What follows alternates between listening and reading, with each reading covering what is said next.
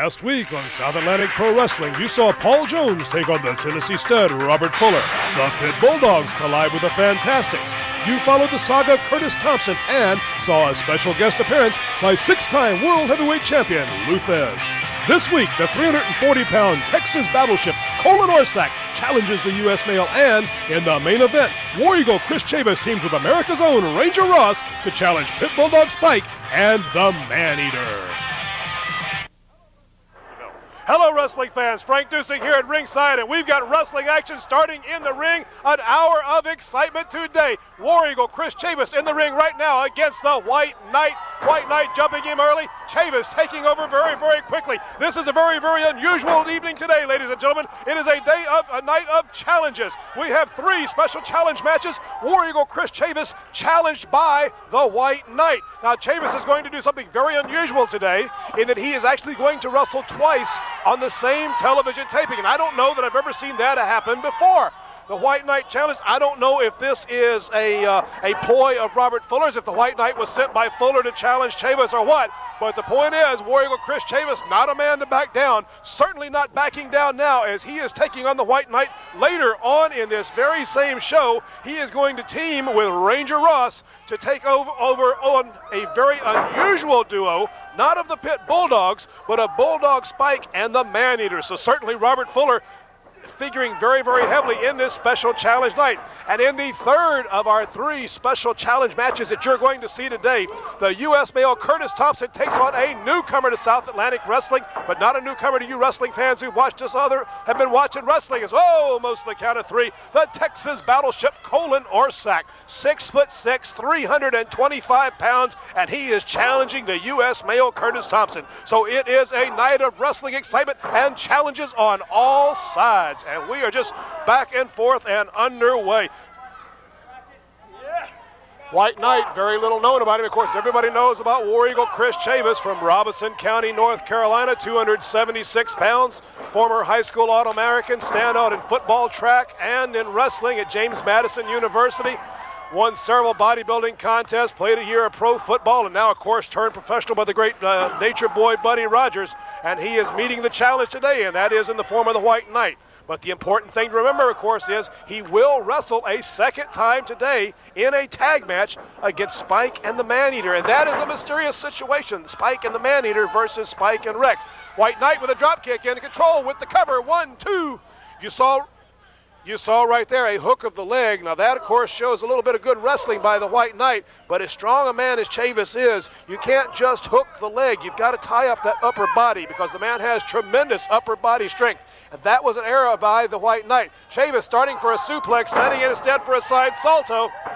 War Eagle Chris Chavis, boy, oh boy, does he look good. Training regularly now with Ricky the Dragon Steamboat. We're coming to you today from Wade Hampton High School in Greenville, South Carolina, raising money, the #1 fundraiser, South Atlantic Championship Wrestling, South Atlantic Pro Wrestling, raising money for the Wade Hampton Wrestling team. And we are excited as we can be about being here today in beautiful Greenville, South Carolina. I know on the open you happen to notice my colleague Gene Ligon here has sure gotten a whole lot prettier since last week. Actually, Gene's not going to be with me this week. I'm joined by the lovely Miss Shea, one of our great world-class supporters. Oh, a man could get lost in those eyes. Look at the camera, darling. A man could get lost in those eyes, folks. I'm glad she's with me today. Anyway, back in the ring right now, it's the White Knight being held in a predicament by War Eagle Chris Chavis. Chavis using his weight, 270-plus pounds, to wear the White Knight down. The Knight doing what he has to do is get back to his base. Over top, nope, holy mackerel clothesline. And that could spell the end. The Knight very close to the edge of the ring. That's, I'm sure, is why Chavis is not going in for the pin. White Knight apparently out on his feet. War Eagle Chris Chavis sending him in for the ride for a second time. Knight over and across. Up, power slam. And War Eagle Chris Chavis does that as well as anybody right now going. Once again, Chavis continuing to pound and assault. As I said earlier, I'm not sure where the White Knight came from. We've seen him wrestle before. We know that he's not normally a member. He's not normally a member of the stud stable, but the fact that he did challenge out of the clear blue War Eagle Chris Chavis leads one to wonder that if Robert Fuller is not somewhere in the back of all of this. Certainly it is unusual for a man to wrestle twice, but that's War Eagle Chris Chavis for him. You know, if you tell him that there's a dollar bill on the other side and there's a 6-foot wall between you, and you got the choice of going over it or going around it or going through it, big man from Robinson County will go through it. There's the dance, and he's not dancing for rain. Boom, on top of the head. War Eagle Chris Chavis administering punishment to the masked man, setting him up. Here it is. He's got him over top. He's got him set for the drop. On this, the 100th anniversary of the massacre of Wounded Knee, it looks like the Indians are making revenge. 1, 2, 3. Your winner, War Eagle Chris Chavis. And we'll be back with more wrestling excitement, the Fantastics in action, right after these commercial messages.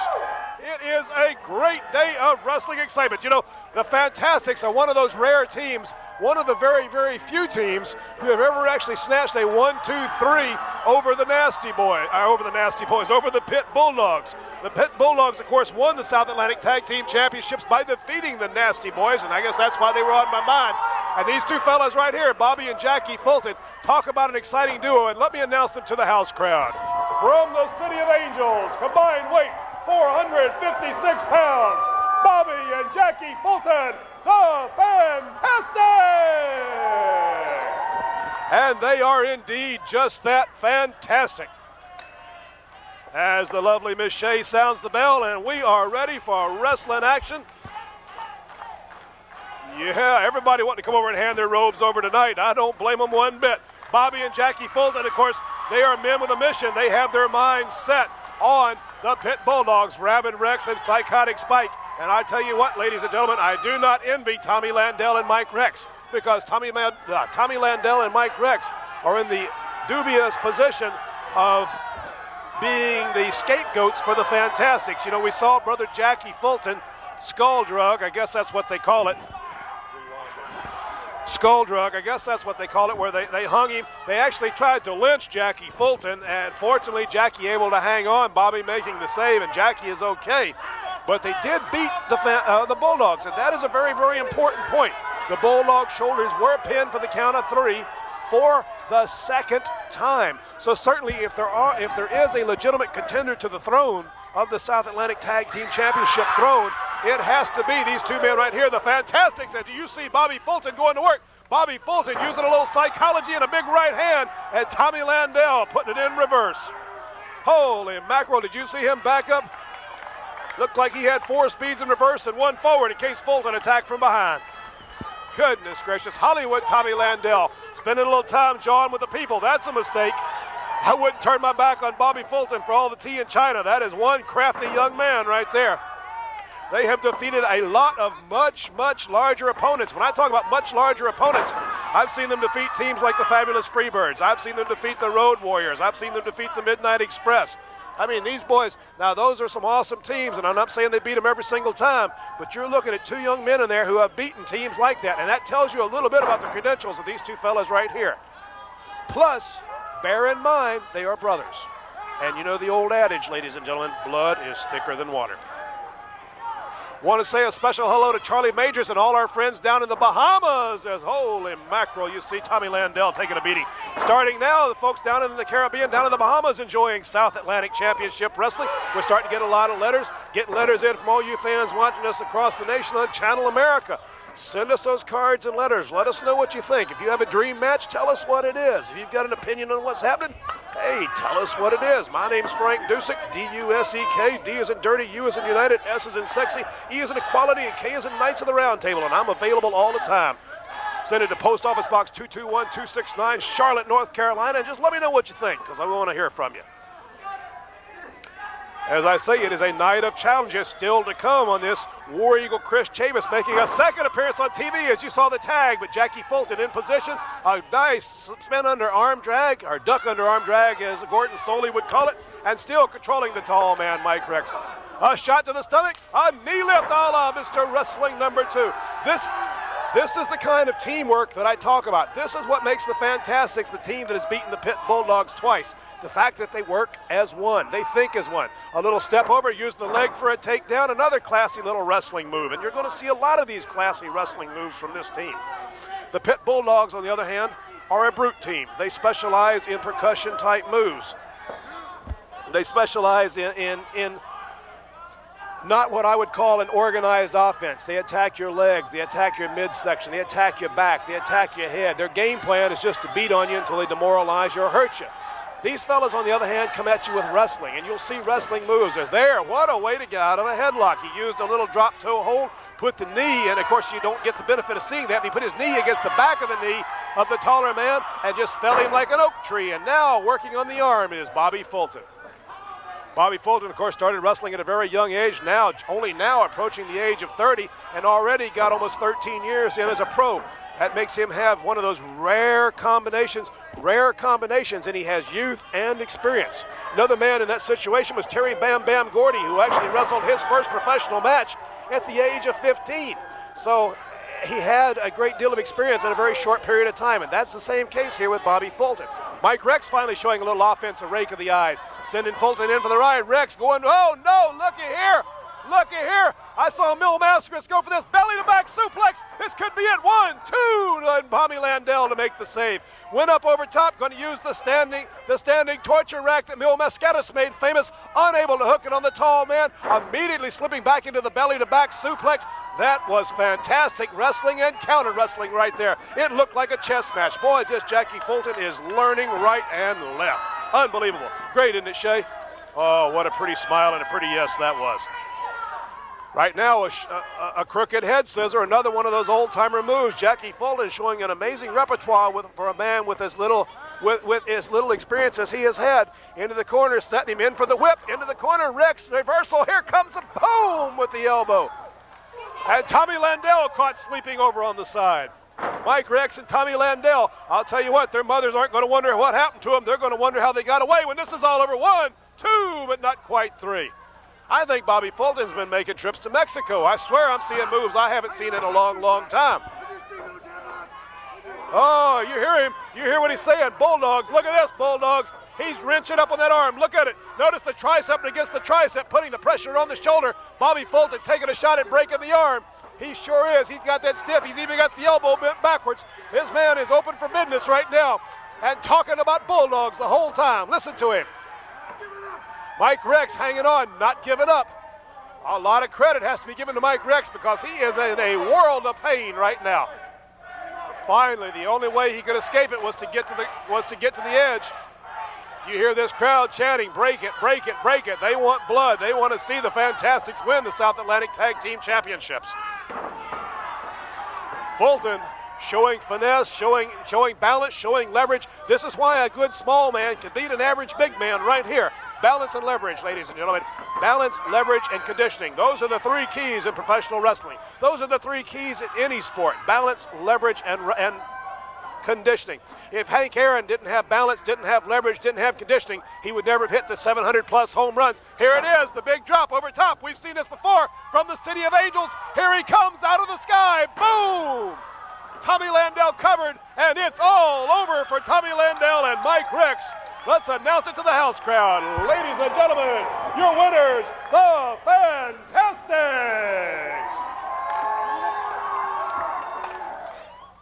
When I first came across the Tennessee mountains, to come over here to Carolina, South Atlantic Wrestling gave me the opportunity to not only sing to you, to not only sit down and tell you some important things about the greatest state in the world, Tennessee, but they also gave me the opportunity to be able to speak my piece, and now I got just a little bit of time to do it, and you better listen up to me very careful out there. I want everybody in that other dressing room to listen up clearly. Fantastics, you want a piece of these belts right here? You better know something, boys. It's not going to be easy to get, because now you better charter yourself a room in the nearest hospital when you come to try to get these belts, because it ain't going to be no play. You know what I'm talking about. Curtis Thompson, you're backstabbing, you're good-for-nothing turncoat, you're a liar, and I'm sure you're a thief. Son, what you're going to do is you're going to pay for every bit of your problems. You might as well team up with Jones, because you can go in the hospital bed right next to him. What do you think about Thompson? Curtis Thompson. Every time I hear that name, it makes me sick. Ever since you came to the stable, you've caused us nothing but problems. I finally found a solution to the problem. We've officially set a bounty on your head, Thompson, and the only way I see fit to collect that bounty is right here. We call it skull dragging. We're going to wrap this collar around your neck. Fantastic. No better, boys. No better. You know about skull dragging. You know what the man's talking about right here. We're taking you down. And we are back in ringside for wrestling excitement. War Eagle Chris Chavis and a true American Ranger Ross. And look at this near capacity crowd here in Greenville. They love these two men right here, War Eagle Chris Chavis and Ranger Ross. Let me announce them to the house crowd real quick.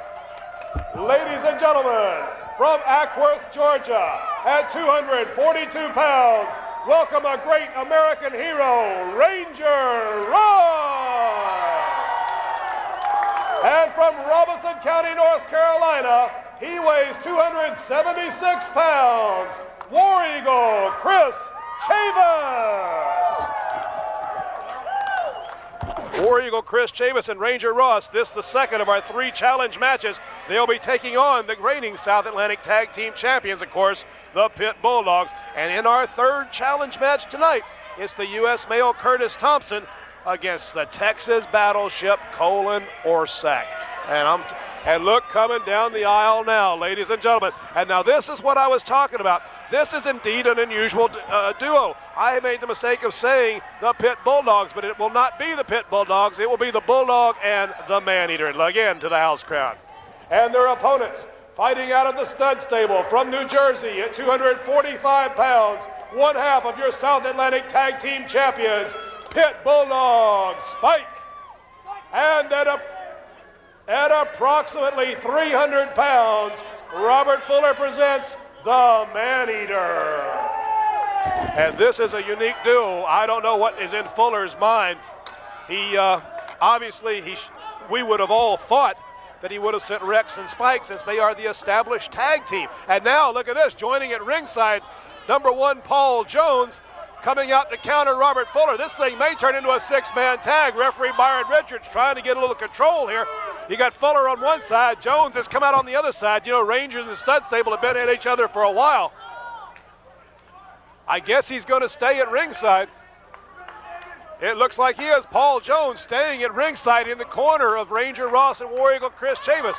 And we got the Maneater and Psychotic Spike. Ladies and gentlemen, we're wrestling. Only on South Atlantic Wrestling would something like this happen. Goodness gracious.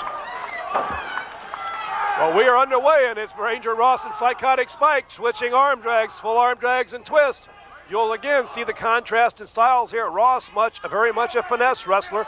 He, of course, a former member of the United States Armed Services, has been in Panama, has been in El Salvador, has defended our country, has the, I don't want to say the advantage, but he has been tested under fire. He has been fired at by the enemy, and you know what is in his heart. And of course, War Eagle Chris Chavis, you take a look at that young man, and you know that he is used to conditioning. He is used to sacrifice. They are, for the most part, finesse wrestlers who can mix it up when it becomes necessary. And what they are facing is not a finesse team.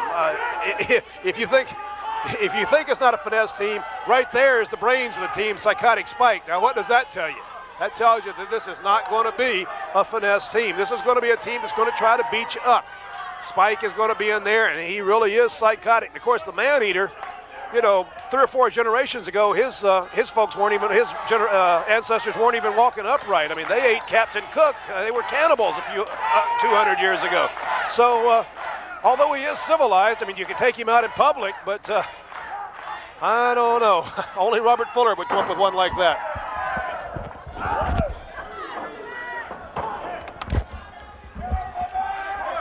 Spike sending him in for the ride. Hip toss rather. Look at the gee whiz, what a counter that was. Spike sent Ross across, gave him the big tall hip toss. Ross, the veteran that he is, immediately spun and used the heels, the spinning and the heel sweep. Took it right up from underneath him and just stopped the counter right there, because you know Spike, give the devil his dues, is well schooled. He had a second move ready, but that heel sweep used by Ross completely screwed up his chain of thought, his chain of thinking, and stopped it right there. And so there was no real damage done to Ranger Ross. A rake of the eyes, a punch to the head, and once again it's Spike sending Ross in for the ride. Whoa, yeah. Savate kick to the jaw. A spinning savate kick to the jaw, and Spike dropped on his back, and now it's Spike being sent across for the ride. Drop kick. Look out, here comes the man-eater. Ha, no looking out for it. Ranger Ross was looking for him. Ranger Ross drop kicking everybody in sight. Man-eater looking for somewhere to go. That's the wrong place to go. He's standing there between Chavis and Paul Jones, and that's a mistake. Good gracious, keep him away from us over here. Hey, now watch that chair. Stay here now. Gee whiz. This is a very uncomfortable position to be in. I know a lot about these Samoan boys. I managed Afa and Sika. I was associated with Samu and Fatu of the SST. Peter Maivia, I had the honor of knowing. Holy smoke. I do know one thing about these people. If they are your friends, they are your friends for life. And if they are your enemies, they are your enemies for life. And I would not want the man-eater to be my enemy for life. Thank goodness I know a little bit of Samoan. I just hope I know the right words. Once again, Spike showing a little bit of cunning. Now the tag to the big man, and this could be where the damage begins. The man-eater, 300-plus pounds from out of the South Pacific, the Samoan Islands, American Samoa, I am told. Like it is. I'm trying to tell it. Why don't you just worry about the wrestling matches and let me worry about the commentary? I can handle it. Been commentating almost as long as he's been wrestling. Man-eater over top, 300-plus pounds, and goodness gracious, was he caught there. He was just caught flat-footed and sent for the ride, and here comes War Eagle Chris Chavis. And Chavis and Ross showing a little double team action. Really and truly working well together as a team. Double teaming going on out there. It was done within the count of five. Hey. That can only happen in South Atlantic. Well, by golly, that's where we are. Thank goodness. You know, I sure do like my job when people like him aren't around. Holy mackerel. Yeah, maybe if you stand over here, Paul Jones, I won't have to put up with Robert Fuller on the other side. Paul Jones walking in over here. Now, wait a minute, guys. Just wait for him to make one wrong move, Fuller. You make one wrong move, Fuller. I don't know if you folks can hear what's going on or not. I'll make you eat that. All right, guys. You're both out here as seconds. Let's keep it as seconds now. Paul Jones, you know, the story about the South Atlantic Heavyweight Championship, of course, held up on the controversial decision with the referee Leroy Ramsey.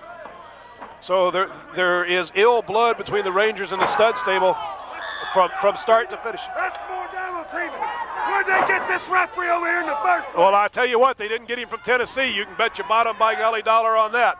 Well, ladies and gentlemen, we're going to need to have to jump in and pay the bills here. We want to bring you all of this match. So we're going to jump in right now, and we're going to take a quick commercial break, and we'll be back with more South Atlantic Pro Wrestling right after these words about wrestling coming up in your area.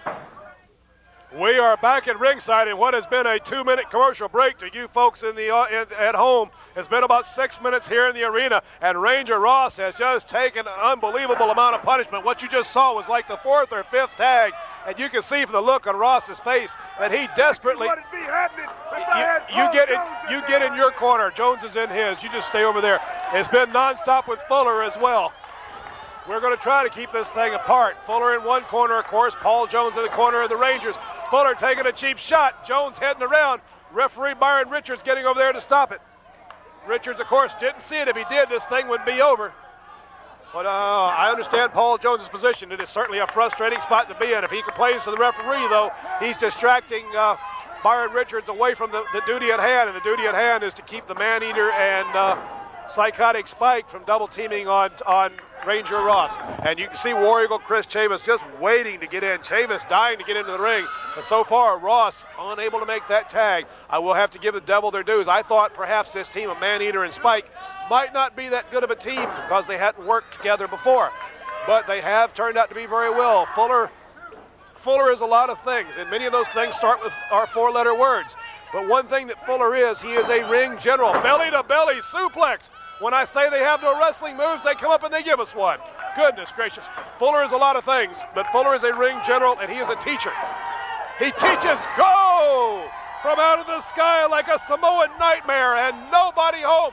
Ross with the tag. Ranger Ross with the tag. Here comes War Eagle Chavis. Chavis, a series of right hands, and stunt stable members flying everywhere. A body slam, and the 300-pound man from the Samoan Islands bites the dirt like a giant whale. Up and over top, power slam. The big man from Robinson County, not caring how big they are, he's felling the Samoan giant. There's a single leg pickup. Step over into a spinning toe hold. It looked like he'd going in for the figure four. No, staying with the spinning toe hold on the big man. War Eagle Chris Chavis coming in like a house on fire. Oh my goodness gracious. This past week marking the 100th anniversary of the massacre at Wounded Knee. And War Eagle Chris Chavis certainly making up right now for all the Indians and all the problems at Wounded Knee by taking it out right now on the stud stable. And there's the tag, and once again it's Psychotic Spike into the ring. As you see, the Tennessee stud, Robert Fuller, giving instructions. Fuller always in charge in the ring, always in control. He is a ring general. On the other side, though, you have another ring general in Paul Jones. Jones, though, a different type, not nearly as, look at this. We've got a four-way action in the ring. In one side, you see Ross and Chavis. The other side, Ross and Spike. On the other side, you see Chavis and the Man-Eater fighting it out. Referee Byron Richards needs to get control of this situation, and he is trying. He does not want to disqualify this match. He wants to, as Gene Ligon would say, let the boys play. Oh, there's a meeting of the minds, and I think Psychotic Spike a little worse for wear on that one. He's spotting 60 or 70 pounds to the big Man-Eater. And once again, it's Ross in the corner. Up over top, Psychotic Spike being backdropped, and this thing is just a melee. Referee Byron Richards trying desperately to get some control. Chavis setting him up for the finish. It looks like, no, here comes Rex. It's Rex in the ring, and that should signal the end of the match. They're calling for the disqualification. The bell is being rung. Calling for the disqualification. Paul Jones has hit the ring. Paul Jones is in on top of Rex. Now Robert Fuller's in the ring, and this thing is turning into a complete melee. Robert Fuller, it's 4-on-3, stud stable and Rangers. It's 4-on-3, and you see Fuller working over Paul Jones. Jones and Fuller, the bad blood goes for months, it goes back for years, and it's right now Paul Jones being held by Rex and just being massacred by the Tennessee stud Robert Fuller. Jones out on his back, Chavis being double teamed, the Man-Eater taking shots at him, Spike taking shots at him, Rex taking shots at him. There goes Chavis out of the ring. Ranger Ross being assaulted.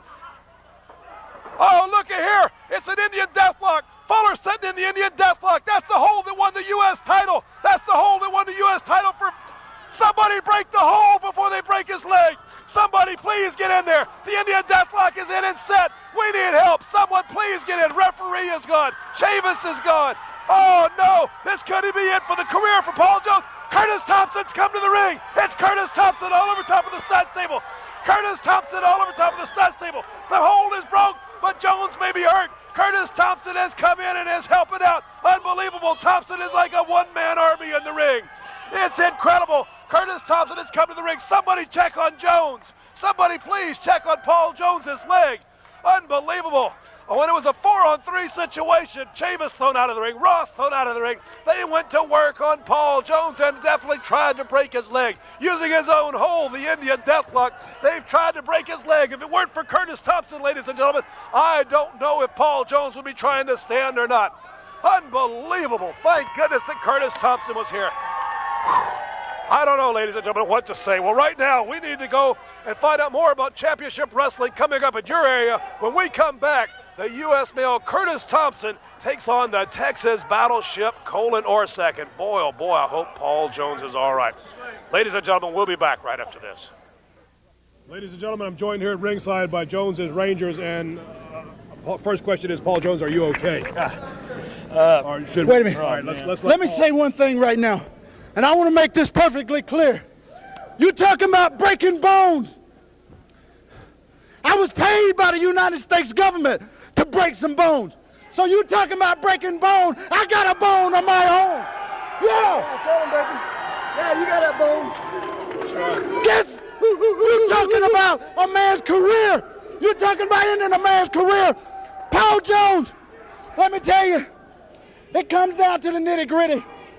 Curtis Thompson, me and you have never walked on the same side of the road. But I'm going to have to stick my hand out to you, brother. You was a big help. Thank you. Something certainly has to be said, because Curtis Thompson was the last person in the world anybody expected to come to the aid of Jones's Rangers. Hey, I am the last person to come to Jones's aid myself. I didn't think I'd do it. But when I see Robert Fuller out here running his mouth, Well, that man-eater and the rest of his stud stable, I don't call him a stud stable, I call him a dud stable. You let me tell you something, Robert Fuller. You think you're going to put that Indian deathlock on me, you got another thing coming. Hey, you know, money talks and bull talks. And Robert Fuller, you're going to walk, because I'm going to take that belt. And anytime Paul Jones needs a little bit of help, then you better watch it, because a U.S. male will be there. Let me tell you something right now. And we're back, ladies and gentlemen, our third challenge match of the evening, already in the ring. You saw a glimpse of him at 340 pounds, a newcomer, the Texas battleship, Colin Orsak. And right now, the man of the hour, the U.S. male, Curtis Thompson. I'm being joined at ringside right now by Coach Jeff Neal. Coach Neal is the wrestling coach here at Wade Hampton High School for the Wade Hampton Generals. And Coach, welcome to South Atlantic Pro Wrestling. Well, thank you, Frank. It's good to be here and good to have you here at Wade Hampton High School. Well, it's great. Of course, one of the great #1 fundraisers, raising money for the high school here for the wrestling team. And we got a pretty good wrestler right here. Matter of fact, let me announce him to the house crowd. Ladies and gentlemen, from Newland, North Carolina, 257 pounds, the U.S. male, Curtis Thompson. I understand you had War Eagle Chris Chavis in the weight room the other day working out with a few of your boys. Oh, yeah, he came down. He visited with us. The boys really got a kick out of seeing Chris, like 4% body fat. And I don't believe any of the guys have ever saw anybody with that lean before, that hard. I think they got another one right here in the U.S. male, Curtis Thompson, huh? Oh, yeah, he looks pretty tough. He looks like he'd be a good heavyweight for us. Yeah, he sure does. Well, you know, Chris delivers a very, very good message, too, to the youngsters about staying in school and staying away from drugs. And, of course, that's a message that I know that you try to portray to all your athletes as well. Yeah, we do. In wrestling, it's a little bit more important than in the other sports because you have to be in such good physical condition. That's exactly right. Of course, wrestling, I've talked about it before, about wrestling, football, baseball, basketball. Look at here. Look at this. Let me back up a step. Holy mackerel. Boy, is this young lady getting herself a thrill or what? She'd have to pay $5 for that at one of the local clubs, wouldn't she? I'll guarantee you Chippendales or something like that. We were talking about the team sports. Orsak attacking from behind. Talk about a heavyweight coach. There's one right there, the Texas battleship. 340 pounds this big man is, and he's pitching the U.S. male around like a rag doll. I'll guarantee you up high now with a big leg drop, and looks like he's working Curtis over pretty good. Yes, sir. A little bit of difference here than in your amateur wrestling. Of course, in your amateur wrestling, you're always responsible for the safe return of your man to the mat. Yeah, you can slam him in amateur wrestling. You have to cup him through the crotch, across the back, and across the neck, but you can still slam him. Look at here, there we go, from behind, a little pull of the tights, a schoolboy, 1, 2, and not quite enough, the big man from Texas on his feet. Looked like a half cradle in amateur wrestling there. That sure did. You got a pretty good wrestling team this year if they all stay healthy, don't you? We pretty good. We beat one of the big 16 schools here in Greenville County, and we're doing pretty good. Well, by golly, that's great. I know I happened to come down one day during one of the practice sections, and it looked like the walking wounded coach here just had an operation on his neck. He had the brace on his neck, and one boy had ribs, and one had the bone ribs. Gee, you must train them awful tough there, Coach. Also had 2 separated shoulders. It's just that when you get into the room and you get that one-on-one contact, I mean, they're ready to go. They are. Talking about being ready to go right now. It's the U.S. male, Curtis Thompson, carrying it to the Texas battleship, Colin Orsak. And the question I have to ask myself, holy mackerel. Big boy goes out the ring. Yes, sir, and I'm sure glad the spectators got out of the way. The question I have to ask myself is Orsak another one of these coming in for the Tennessee stud, Robert Fuller? Is he out? Is he, in fact, another hired killer for Robert Fuller? He could be. He's a big boy, and, you know, Fuller's been recruiting some of the big guys here lately, especially the man-eater Samoan. Oh, that's exactly right, that man-eater. What an impressive individual. If they ever could teach him to wrestle, would he be dangerous? I'll tell you what, Coach, we need to jump in and pay the bills. You know about paying the bills, yes, sir. So we're going to jump in and take a quick commercial break, and we'll bring you the rest of this match. 2-3 on the U.S. male, Curtis Thompson. But I think, Coach, it's conditioning now that's starting to turn the tide of battle. Orsak, 340-plus pounds, does not have the cardiovascular stamina that the U.S. male has. Oh, no. You can tell the U.S. male is got a lot less body fat. Even though the big man does have a weighted size advantage, I believe Curtis works out pretty intense. He certainly does. He trains 2 hours every single day, and right now he is carrying it to this big Colin Orsak, the Texas battleship. And the size of a battleship, and finally the big man goes down, and you saw the whole ring shake. I'm telling you, that's a big guy, but you know, Curtis doesn't even look like he's broke a sweat, Frank. Well, there again, that's that cardiovascular training. He's like War Eagle Chris Chavis. You know, you get these young boys, like I've told Gene Ligon on many an occasion, Coach, if I had that body, I'd still be wrestling. I'm telling you, you and I both, I tell you, I wouldn't be having any spinal operations, I can tell you that. Well, we are just... It has just been a day of excitement. We've had 3 challenge matches. War Eagle Chris Chavis challenged by the White Knight. Chavis again wrestling a second time. Did you see that clothesline? Frank, is the ring going to stay together with this big guy in here? I'll tell you what, Coach, I know about these rings. Somebody asked me that the other day. That's 4x8 Douglas fir. It ain't going nowhere.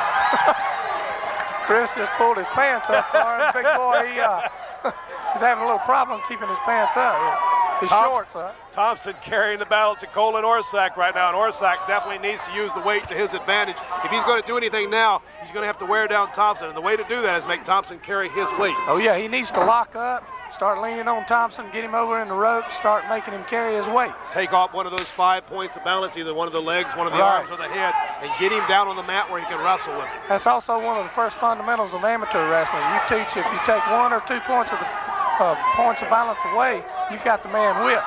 Big body slam by Curtis Thompson there. He slammed the big 340-pound body slam. Telling you, that's great there. You're looking at a pretty awesomely built individual right there, because he snatched him up like it was nothing, huh? I'm telling you. Hey, no spinal surgery going on in there. Oh, unless it's going to be on Orsak. You know, this afternoon I took Chris into the weight room up there, and he told me, we got talking about each other's maxes and what we used to lift. He said, I used to press about 525 pounds, but I backed off a little bit. I think he could press more with his hat and coat on than I could roll across the floor. Man, you and I both. Maybe we'll have a team weightlifting. You and I together can do it. Hey, I don't know if it would take us twice.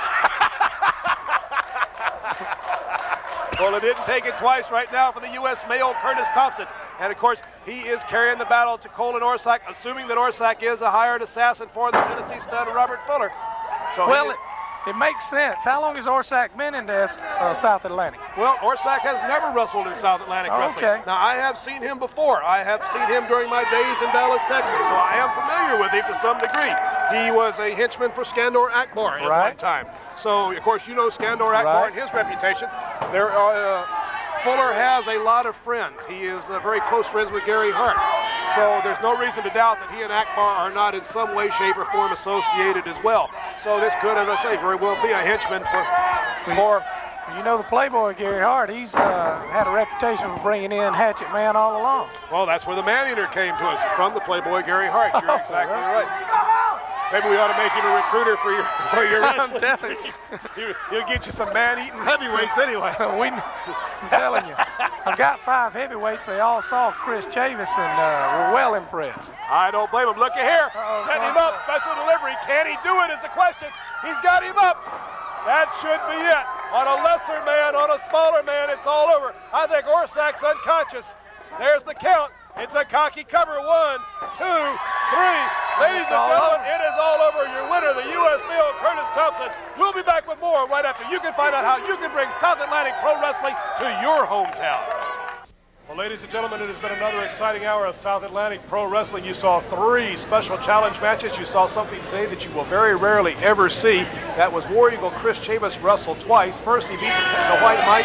Secondly, he tag teamed with Ranger Ross against the Man-Eater of all people and Psychotic Spike, and they tried to put away #1 Paul Jones. Next week, of course, we're going to see that same Man-Eater, War Eagle Chris Chavis and Ranger Ross in action again as a tag team, plus Robert Fuller, the Tennessee stud, puts on his tights. And ladies and gentlemen, in a main event, the tag team titles on the line as the Fantastics take on the Bulldogs. And right now, the man that everybody has questions about, the U.S. male Curtis Thompson. And Curtis Thompson, like I said earlier, you were the last man anybody expected to come to the aid of Paul Jones. Well, it's like this. You know, I was the last man to even think I'd come to the aid of Paul Jones.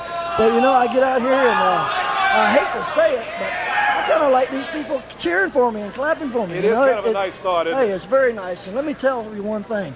Anytime this man needs a little bit of help, You know, I'm not in the Rangers for him, but anytime this man needs a little bit of help, he ain't got nowhere to look but one place, and that's to the U.S. mail. Well, Paul Jones, of course, the first question on everybody's mind, and that is a great offer from a great man. But the first question is the knee okay? The Indian Deathlock. We know the Indian Deathlock won you the U.S. Heavyweight Championship and the World Tag Team Championships. We know it's an effective hold. It was obviously put on very well by Robert Fuller. I thought it was going to be the end of your career. It was. You can tell this man has done some planning, and he's been working on this Indian Deathlock so he could put it on me. And I tell you one thing right now, Frank, if it would have been for Curtis Thompson, my leg would be broken right now because there's no way that anybody would have pulled Fuller off of me in that ring. And I tell you one thing, Frank, right now I know that Curtis, if I need his help, I can call on him, along with the rest of the Rangers. You take Ranger Ross, Chris Chavis. Brother, we have an army in 1991. We're going to take it to Stud Stable. And I guarantee you one thing, Stud, you know that your army is falling apart. Everybody is going down. They're falling like dominoes. And we're just getting stronger. Well, ladies and gentlemen, 1991 certainly going to prove to be a very, very interesting year as Jones's Rangers and the Stud Stable continue to go at it.